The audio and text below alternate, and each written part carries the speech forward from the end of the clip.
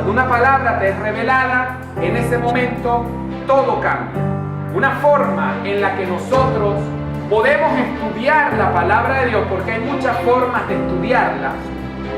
Cuando digo muchas formas, tú puedes estudiar libro por libro, tú puedes estudiar sistemáticamente, tú puedes estudiar a través de una línea cronológica, entendiendo cómo han surgido los tiempos, las generaciones, estudiando los profetas y cómo nuestro Señor Jesucristo fue profetizado más de 400 o 500 años antes de su venida. Hay muchas formas de estudiar la palabra, pero una de esas formas es cuando nosotros nos centramos en un personaje de la Biblia, porque todo lo que fue escrito en la antigüedad para nuestra edificación fue escrito.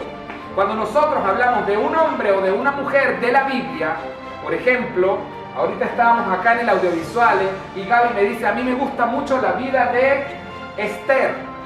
Me dijo así, a mí me gusta mucho el libro de Esther y la vida de Esther, porque pienso que Esther es una mujer que es modelo para todas las mujeres. Qué interesante que una niña diga eso.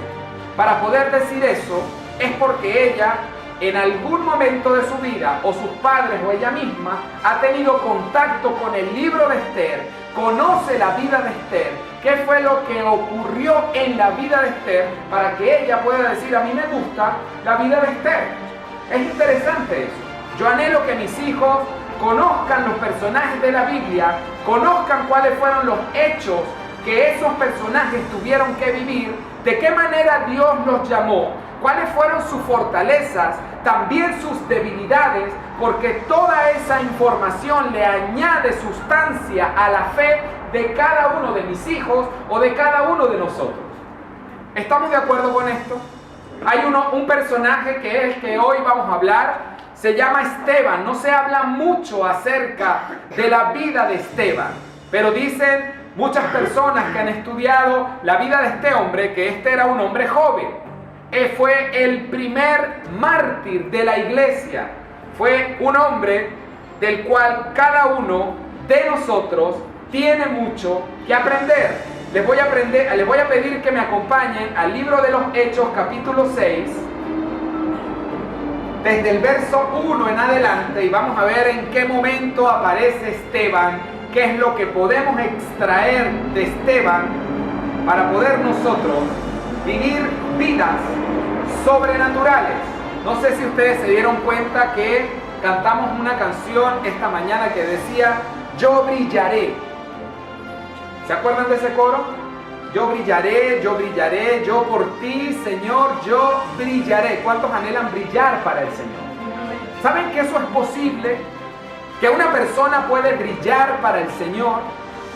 Que hay hombres en la antigüedad, por ejemplo Moisés, que cuando fue a reunirse con el Señor y bajó de aquella montaña, dice la Biblia que su rostro resplandecía y que las personas no podían ni siquiera mirarlo. ¿Qué era lo que estaba haciendo Moisés en ese momento? Brillar para el Señor.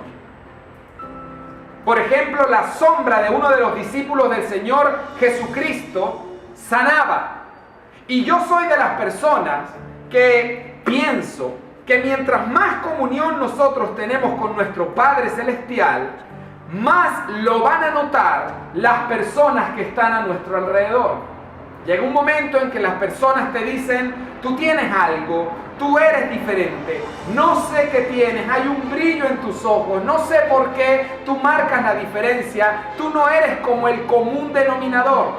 Si nosotros queremos lograr ese tipo de comentarios, nosotros tenemos que ir a la intimidad con nuestro Rey de Reyes y Señor de Señores.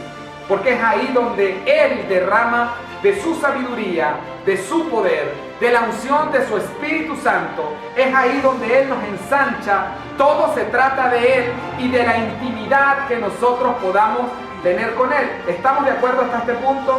Hechos capítulo 6, verso 1, la palabra declara lo siguiente. En aquellos días, como creciera el número de los discípulos, hubo murmuración de los griegos contra los hebreos, de que las viudas de aquellos eran desatendidas en la distribución diaria.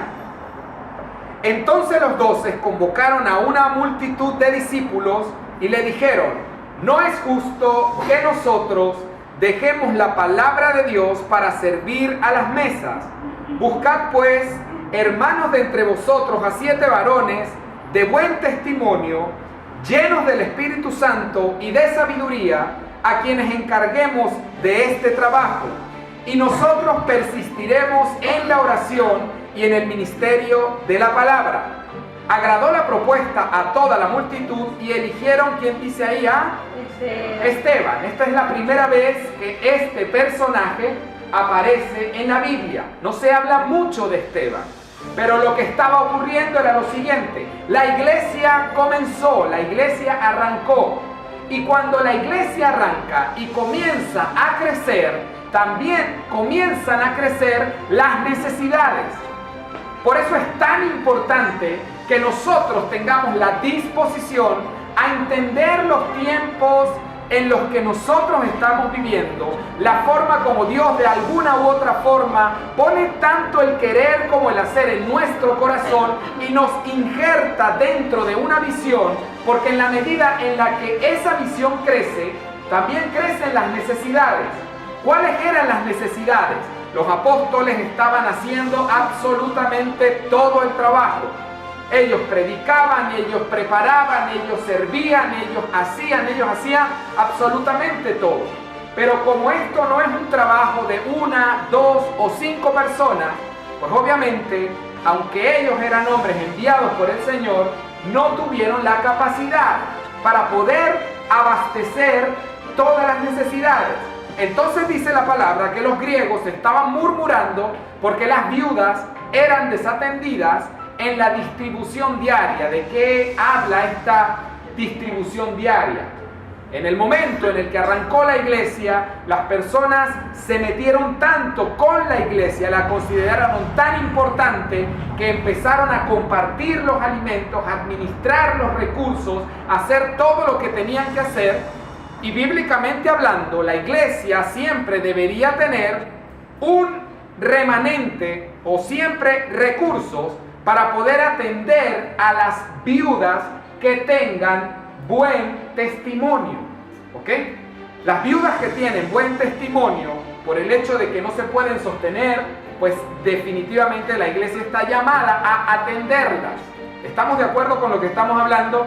La iglesia crece y también crecen las necesidades. Entonces dijeron los apóstoles: no es justo que nosotros estemos haciendo todo. Vamos a llamar a hombres, primero que todo, que sean de buen testimonio. Después dice, llenos del Espíritu Santo y de sabiduría, y que también sean hombres llenos de fe. Entre esa elección eligieron a Esteban. Así que podríamos decir que estos 3 atributos los tenía Esteban más otras personas. Y yo digo, este era un hombre joven, pero aunque era un hombre joven, cuidaba su testimonio. No hay nada más importante en nuestra vida que poder cuidar el testimonio. ¿Saben lo que es cuidar el testimonio? A ver, todos estamos de acuerdo, yo sé lo que es cuidar el testimonio. Nuestro testimonio es lo que las otras personas dicen y piensan de nosotros. Si nosotros somos personas de integridad, la gente va a reconocer que nosotros somos hombres y mujeres de integridad. Si nosotros somos personas educadas, las personas reconocen que esas personas tienen una educación diferente a los demás. Si nosotros dominamos nuestro espíritu, tenemos dominio propio, somos personas que marcamos la diferencia, como dice la Biblia, luz en medio de las tinieblas, eso es algo que los demás van a reconocer. Pero para poderlo reconocer los demás, el primero que lo tiene que cuidar eres tú y soy yo. Por ejemplo, Pablo le decía a Timoteo lo siguiente: cuídate de ti mismo y de la doctrina. De la primera persona que nosotros nos tenemos que cuidar es de nosotros mismos. Porque cuando tú le das rienda suelta o desenfreno a todo lo que a veces tu cabeza te quiere indicar que hagas o que digas, pues en ese momento vas a cometer errores. Uno de los versículos más hermosos que a mí me gusta del libro de Proverbios dice que una mosca muerta echa a perder todo un frasco de perfume. No sé si han leído ese versículo. Una mosca muerta echa a perder todo un frasco de perfume. ¿Qué significa eso? Que tú puedes estar haciendo muchas buenas cosas, pero solamente con un resbalón puedes echar a perder todo lo que vienes construyendo.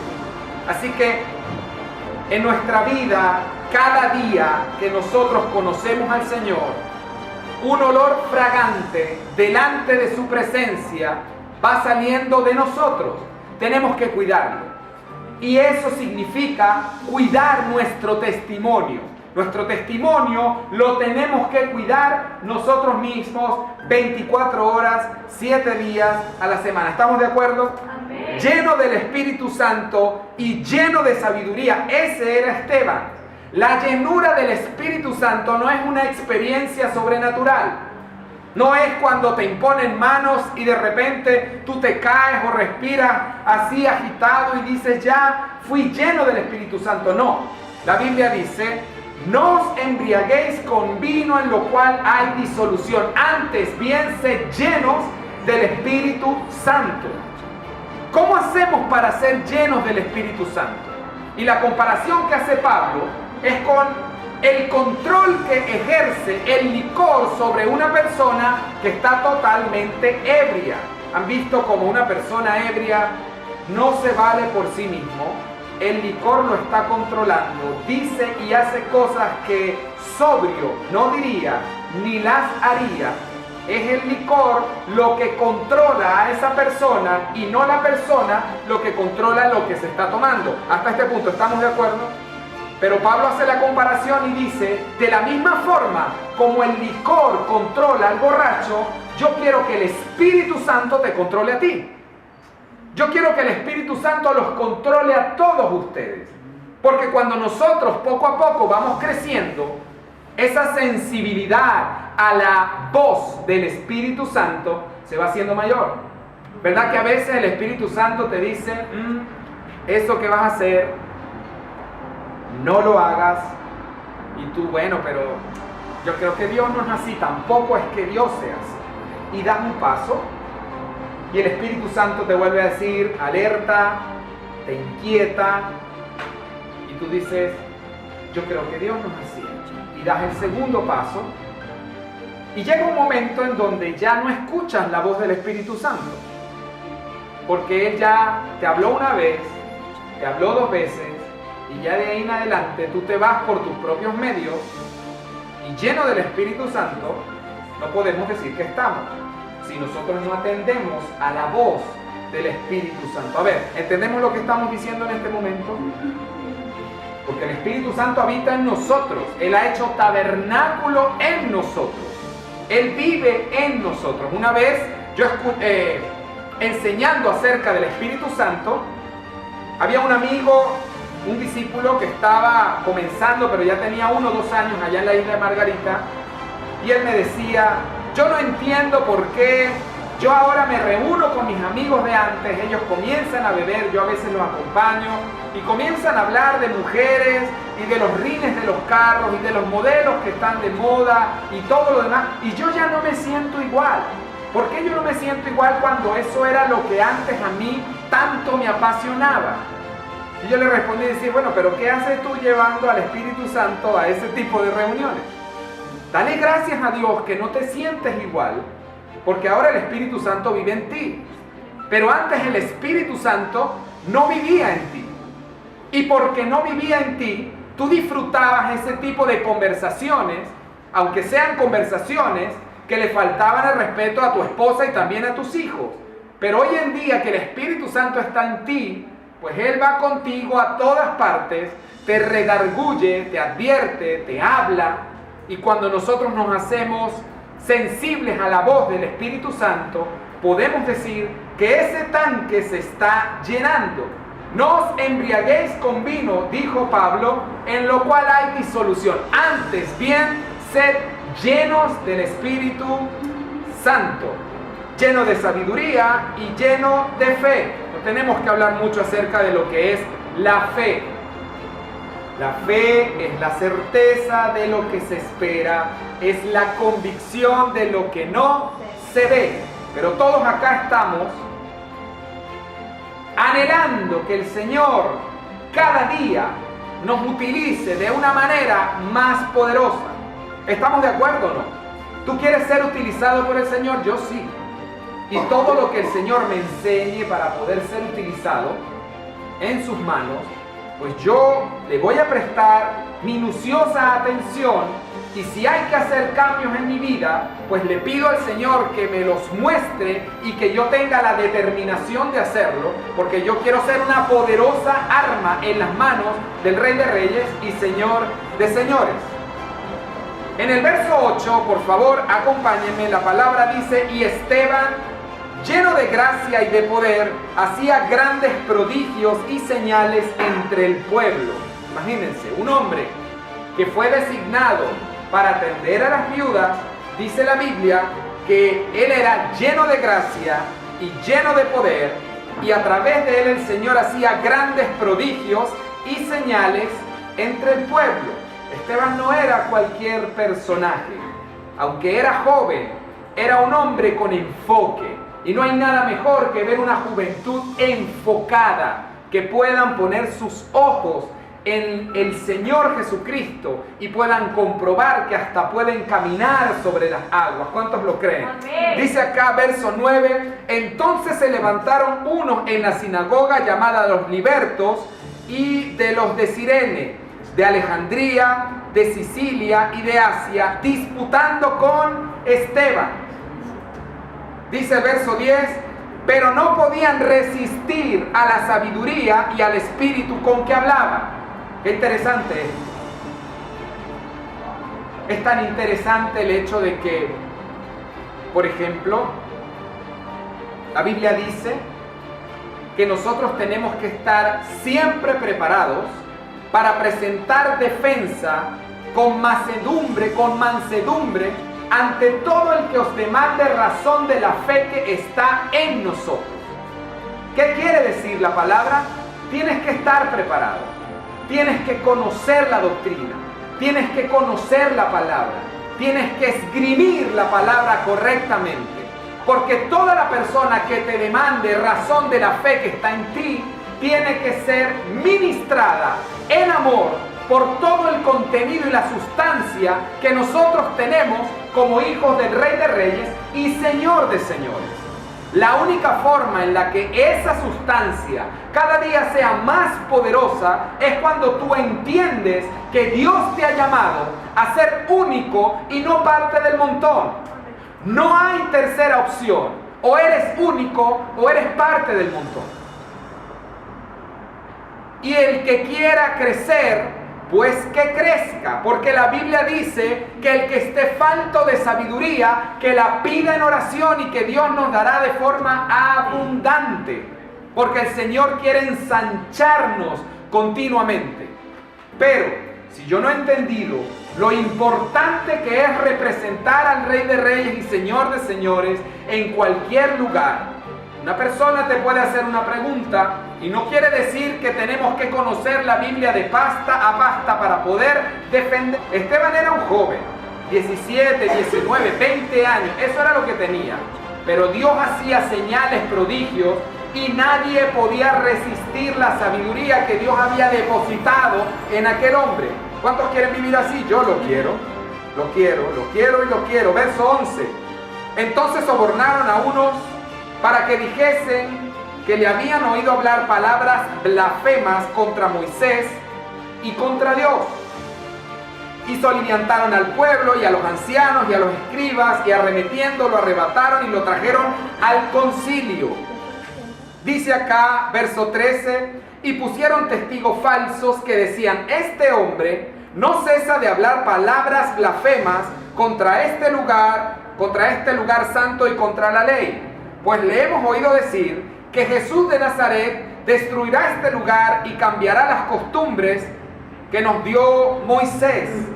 Entonces todos los que estaban sentados en el concilio, al fijar los ojos en él, vieron su rostro como el rostro de un ángel. Nuevamente ahí estaba Esteban brillando en medio de la adversidad, en medio de hombres que se levantaban y querían prácticamente sacarlo de la jugada, porque él, decían ellos, que estaban hablando palabras blasfemas, o sea, mentiras, en contra de Dios y en contra de Moisés. Nunca pienses que no va a haber adversidad. Una vez yo aprendí algo. Si te están tirando piedras, dale gracias a Dios, porque nadie le quiere tirar piedras a un árbol que no tiene frutos. Así que cuando un árbol comienza a dar frutos y ese fruto se ve, pues tienes que estar preparado a que te tiren piedras. Y si no te están tirando piedras, eso quiere decir que probablemente tú no estás dando. A ver, gracias por ayudarme a completar estas oraciones. Así que la adversidad es algo contra lo cual el Señor constantemente nos está preparando. Aquí estaba Esteban, lleno de gracia, de poder, de fe, de sabiduría. El Señor hacía señales y prodigios, hablaban de manera que no lo podían resistir, pero se levantaron varios a su alrededor para blasfemar contra él, para sacarlo de la jugada y para decir que él estaba diciendo mentira. Pero cuando lo vieron, el hombre brillaba al punto en que su rostro parecía el rostro de un ángel. Impresionante. Y es de ahí en adelante, yo les voy a pedir que en su casa lo lean, en donde Esteban se defiende, pero se defiende con argumentos, de la forma como nosotros tenemos que defendernos en cualquier momento en el que nos pidan. Argumentos sólidos, argumentos.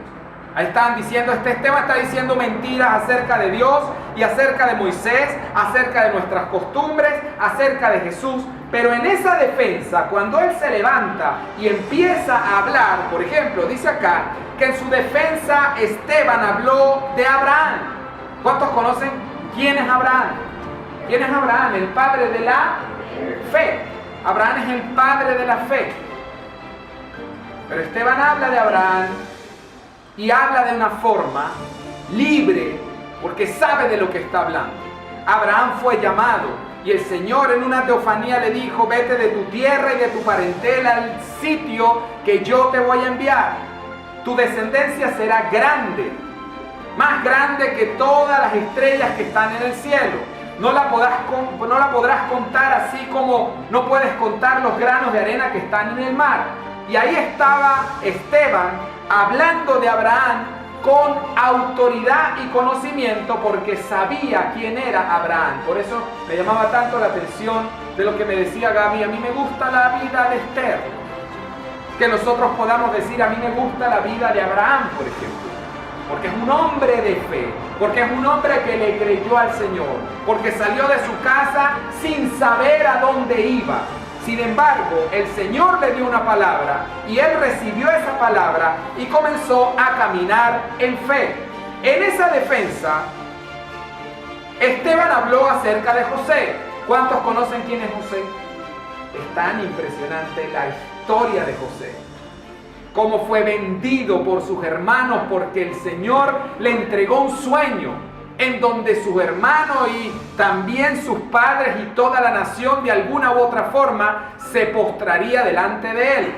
Más de 13 años, recibió el sueño teniendo 17 años y pasaron 13 años para que el Señor cumpliera esa promesa, porque de 30 años él pasó a ser una autoridad en Egipto, pero tuvo que pasar por ser vendido por sus hermanos, por ser blasfemado, por vivir como esclavo, por estar preso, porque la esposa del faraón quería prácticamente hacerlo su hombre o ella su mujer. Pero este hombre tenía una relación íntima con el Señor, porque en cada una de sus adversidades la palabra de Dios dice constantemente: pero Dios estaba con él.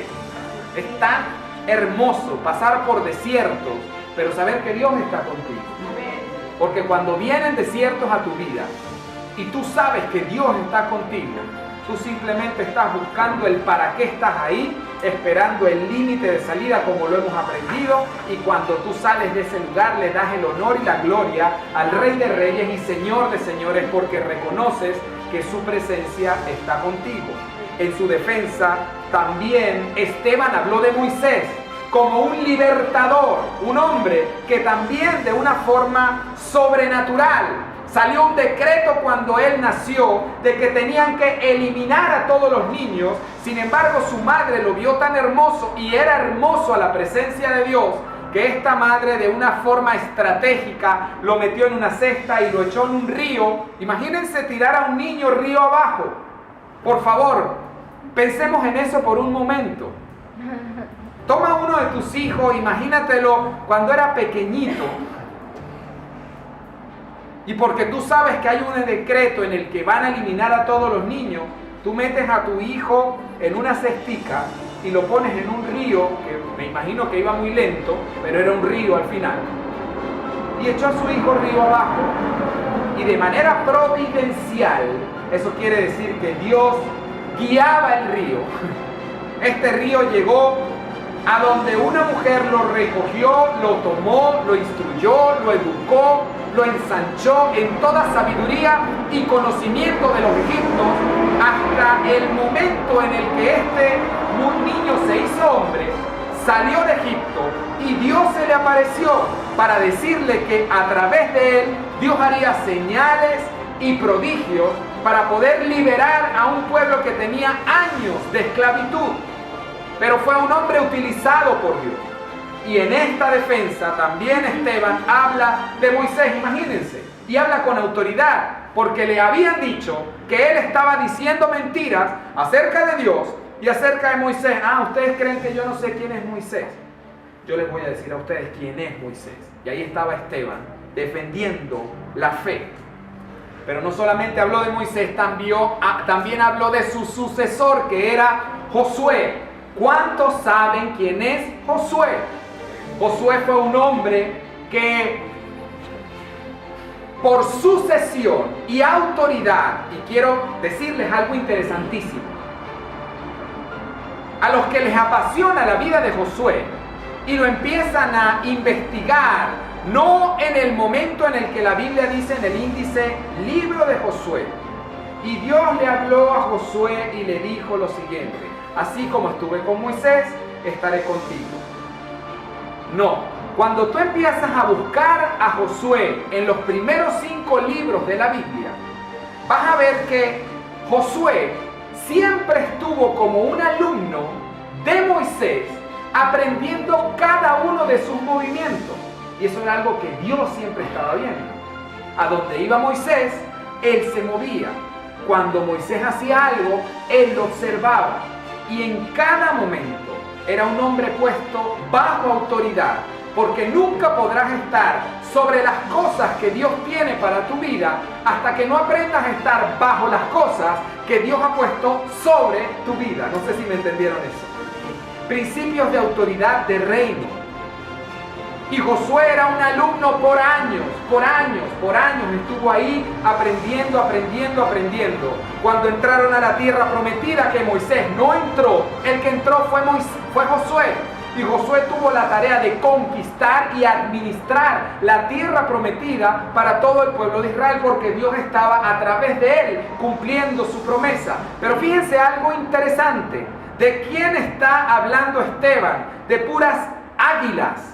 De personas que marcaron su vida con su testimonio, de personas que al investigar, al conocer, al indagar, al ver la forma como Dios lo utilizaba, con sus virtudes y también con sus defectos, pues definitivamente él aprendía, porque el único que no tiene defectos en toda la palabra de Dios es nuestro Señor Jesucristo. De resto, todos tenemos virtudes, todos tenemos defectos, pero no es por tus virtudes ni por tus defectos que el Señor nos escoge. Él nos escoge por su gracia y por su bondad, pero quiere que tú seas único y no parte del montón. ¿Cuántos lo creen en esta mañana? Podemos darle un fuerte aplauso al Señor.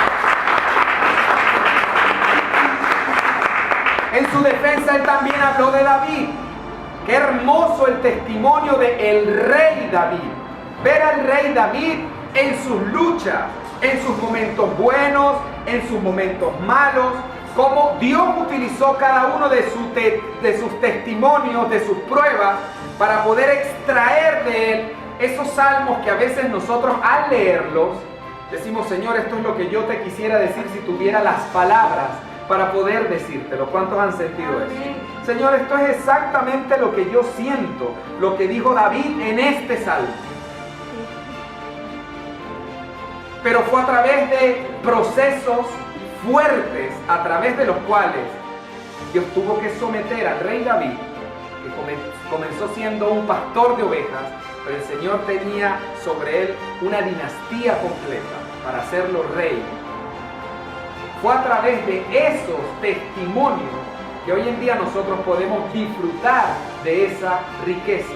Y él también habló de Salomón. En un discurso, él dio una cátedra de lo que era el Antiguo Testamento.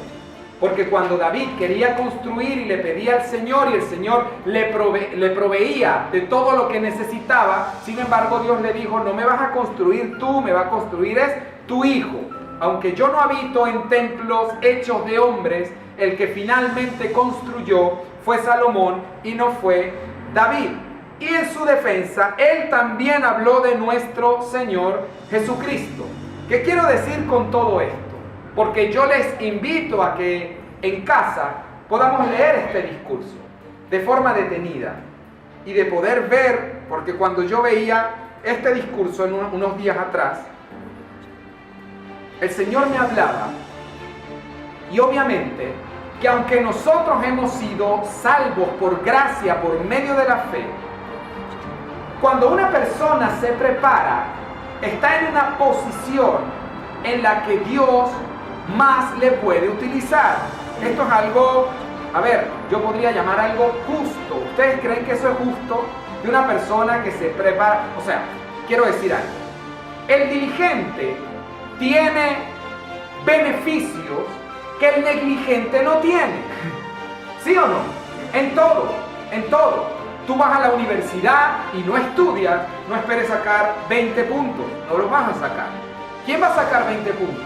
El que se faja a estudiar. De la misma forma, es tan interesante ver cómo Dios utilizó a un hombre como el apóstol Pablo para poder llevar el evangelio a toda Europa, y lo utilizó porque el 70-80% de todas las epístolas del Nuevo Testamento, ¿saben quién las escribió? Las escribió el apóstol Pablo.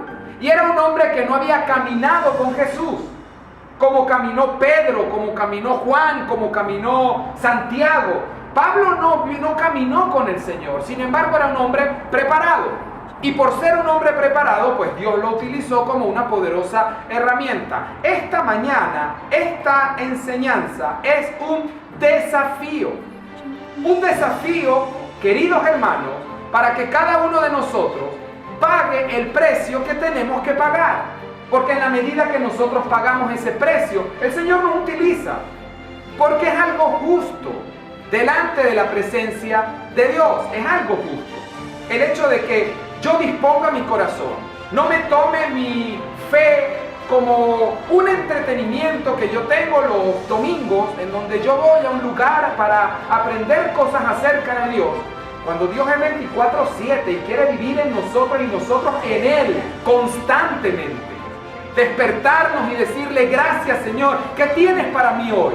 Quiero leer tu palabra, habla directamente a mi corazón, porque son más las cosas que tú tienes que decirme a mí que las que yo tengo que decirte a ti. Y esto no es una doctrina lo que voy a compartir, pero una vez yo aprendí acerca de la oración lo siguiente: que antes de hablar con Dios, deja que Dios hable contigo. Porque cuando tú oras y le das gracias a Dios por algo que Él te está dando en ese momento, una palabra, eso quiere decir que primero uno debería buscar su rostro, leer su palabra, tener un tiempo de devoción con Él. Y cuando Él te entrega una palabra, cuando te habla directamente al corazón, tú de forma espontánea oras y le dices: Señor, gracias. En cambio, cuando uno simplemente se dirige sin que Él te diga algo, no sé, Puede ser que aquí hayan personas que sean guerreros de oración, les respeto y las admiro y tengo mucho que aprender, pero probablemente nuestras oraciones duran muy poco. Pasan 3-4 minutos y ya no tenemos mucho que decirle al Señor, porque es más lo que Dios tiene que decirnos a nosotros que lo que nosotros tenemos que decirle a Él. Pero cuando tú recibes de Él y de forma espontánea le agradeces y oras, ahí puedes decir con autoridad, hay una comunicación en un doble sentido. Hay información que yo recibo y hay información que yo estoy dando. ¿Estamos de acuerdo hasta acá? Ahora, mi pregunta es la siguiente. Quiero decirte algo. Tu vida puede ser de impacto y de influencia. Nuestras vidas están llamadas a ser de impacto e influencia. Yo estaba hablando del apóstol Pablo, ¿ok? Pero cuando a Esteban lo llevaron ante un concilio y lo empezaron a bombardear, y aunque veían su rostro, que era el rostro de un ángel, y él con autoridad hablaba con determinación, con sustancia, todo lo que él conocía acerca del pasado y cómo comprobaba esa línea genealógica en la cual nuestro Señor Jesucristo definitivamente era el Mesías, Rey de Reyes y Señor de Señores, y les confronta diciéndole: ustedes fueron los que lo crucificaron, ustedes fueron los que lo colgaron, son ustedes los que no lo están reconociendo. Decidieron apedrearlo porque no pudieron resistir a sus palabras. Él fue el primer mártir de la iglesia porque después de ese discurso decidieron matarlo a piedras y lo pusieron en ese lugar y les quitaron sus ropas y empezaron a lanzarle piedras y piedras y piedras. Y en esa escena, que les pido que por favor la imaginen por un instante, había un hombre llamado Saulo que estaba observando lo que ahí estaba ocurriendo. Y le dieron piedras, le lanzaron piedras, pero la palabra dice, en el verso 55, bueno, en el 54 dice: oyendo estas cosas, se enfurecían en sus corazones y crujían los dientes contra él. Pero Esteban, lleno del Espíritu Santo, puesto los ojos en el cielo, vio la gloria de Dios y a Jesús que estaba a la diestra de Dios. Dice la palabra: y dijo: he aquí veo los cielos abiertos y al Hijo del Hombre que estaba a la diestra de Dios. Entonces ellos, dando grandes voces, se taparon los oídos y arremetieron a una contra él, y echándole fuera de la ciudad, lo apedrearon, y los testigos pusieron sus ropas a los pies de un joven que se llamaba, ¿qué dice ahí? Saulo. Y apedreaban a Esteban mientras él invocaba y decía: Señor Jesús, recibe mi espíritu. Y puesto de rodillas, clamó a gran voz: Señor, no le tomes en cuenta este pecado. Y habiendo dicho esto, dice la Biblia, durmió. ¿Qué quiere decir eso? Que lo mataron. ¿Ok? Pero este Saulo que estaba ahí fue el más impactado de todo lo que ocurrió, porque a la vez de que Dios más adelante iba a dejar ciego a Saulo de Tarso para convertir a ese hombre en el apóstol Pablo, que sería el misionero, que llevaría el evangelio por toda Europa, en ese momento, a través de ese acto, él fue fuertemente impactado. Y todavía decía: por favor, Señor, no le tomes en cuenta este pecado, de la misma forma como el Señor Jesucristo le pidió al Padre antes de morir: por favor, Padre, no le tomes en cuenta este pecado a todas. ¿Saben cómo se llama eso? Nivel espiritual. Yo quiero estar en ese nivel espiritual. Lo anhelo profundamente. En donde uno salga a la calle y uno sabe que nuestra lucha no es contra sangre ni carne, sino contra potestades, huestes espirituales de maldad que están en las regiones celestes. Pero cuando una persona y un hijo de Dios se ensancha contra otra persona, a ver, lo primero que todo, el testimonio no lo estamos cuidando. No es el testimonio en ese momento lo que nosotros estamos cuidando. Nuestra vida puede ser de impacto, de influencia, porque a pesar de que este hombre fue conocido en pocos pasajes de la Biblia, y es muy poco lo que se dice de Esteban, hasta el día de hoy estamos hablando de él. Y en ese momento, en donde él lo estaban matando, Pues este Saulo fue fuertemente impactado para poder después ser llamado por el Señor y continuar el Señor su propósito y su obra como lo sigue haciendo hasta el día de hoy. ¿Cuántos lo creen en esta mañana? Dice la Biblia, y habiendo dicho esto, durmió, porque toda persona que muere en el Señor Jesucristo no muere, duerme. Porque llegará un momento en donde los muertos en Cristo resucitarán primero y después cada uno de nosotros. Dios es un Dios de vivos, no es un Dios de muertos. Y eso era lo que aprendíamos hace unas semanas atrás con la vida de Job, de cómo Dios le reservó sus 7 y 3 primeros hijos y le duplicó dándole 7 y 3 más. Porque los primeros 7 y 3 nunca los perdió, porque cada uno de nosotros hemos sido llamados a vivir una vida eterna. ¿Cuántos lo creen en esta mañana?